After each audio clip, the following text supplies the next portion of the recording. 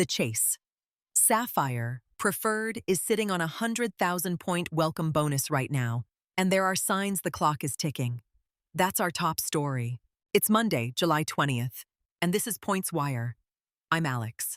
And I'm Sam. Let's get into it. So, the Points guy is highlighting the current Sapphire Preferred offer, 100,000 ultimate rewards points after you hit the minimum spend. They frame it as more than $2,000 in travel once you move those points to partners. And here's the wrinkle that got people talking.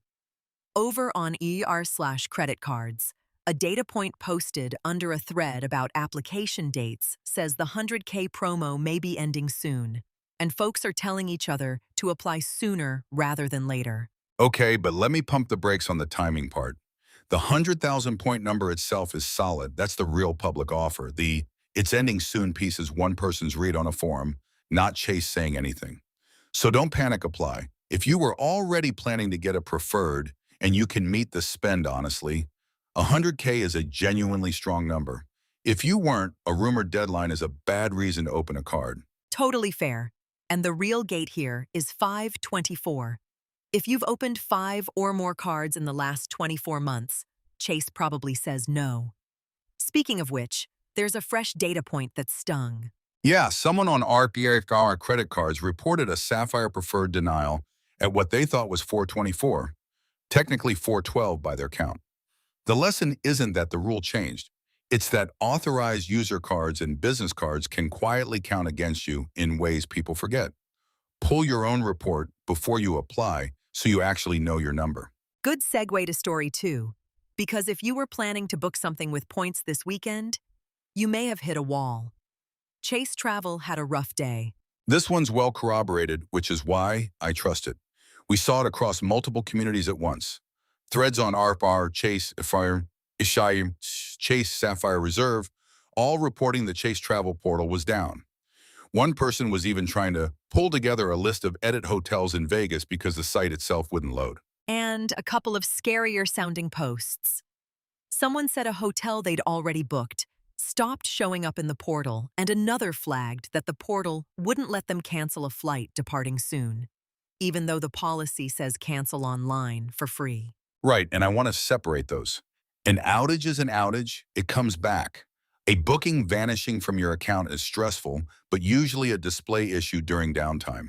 The cancellation one is the one I'd actually act on. If you can't cancel online before a deadline because their site is broken, call in and document it. Screenshot the error, note the time. If a fee shows up late, that record is your case. Don't just eat it. Screenshots as insurance. Love it. Story 3, and this one's got a clock on it for real. 1 mile at a time, flagged a today-only deal, up to 4 times bonus airline miles on Apple purchases through a shopping portal. So the mechanics. You're clicking through an airline shopping portal to Apple, and the payout is boosted today. Up to 4x is the headline, and up to is doing some work there. It varies by portal and product. Here's my honest take.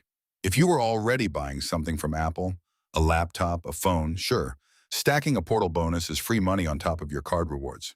If you're buying Apple stuff, you don't need to chase a mileage bonus. The miles will never cover the markup. And check the portal before you click, because these rates move, and today only means today. Now let's dream a little. Story 4. The fun one. A Sapphire Reserve holder posted in the CSR community that they're sitting on 300,000 Chase points and want to fly to Asia. And this is the whole point of the reserve, right? Those points aren't worth a penny and a half in some portal. You move them, 1-to-1, to an airline partner. This is where Ultimate Rewards earns its keep. 300,000 points transferred to the right partner can be multiple premium cabin tickets to Asia. I'd point them toward looking at partners like United for the Japan routes. That keeps coming up in these threads. But the discipline part. Transfers to airlines are one way and usually instant, so you never move points until you've found and can hold the actual award seat. People transfer first, then discover the seat's gone, and now they're stuck with airline miles they didn't want.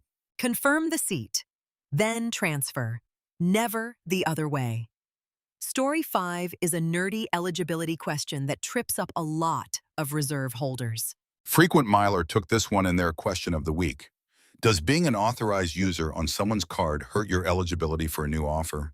And the useful answer is you can hold a Sapphire Reserve and still apply for a Sapphire Preferred as your own primary account.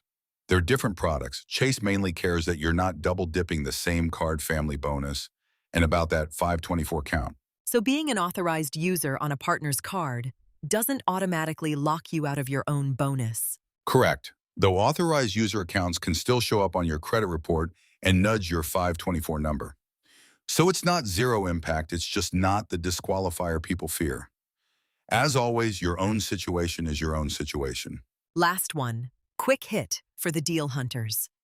Frequent Miler says Staples is running fee-free $200 MasterCard gift cards July 19th through 25, limited to about 9 per day.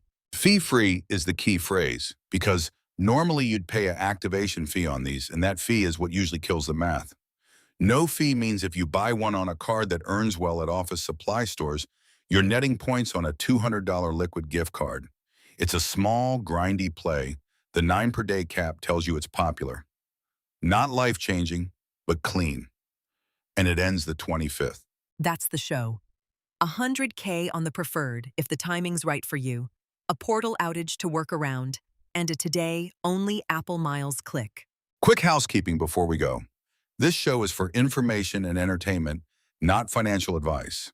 Terms and offers change fast, and some of what we covered today is a single report, not gospel, so verify everything before you act on it. Links to every source are in the show notes. We'll see you tomorrow.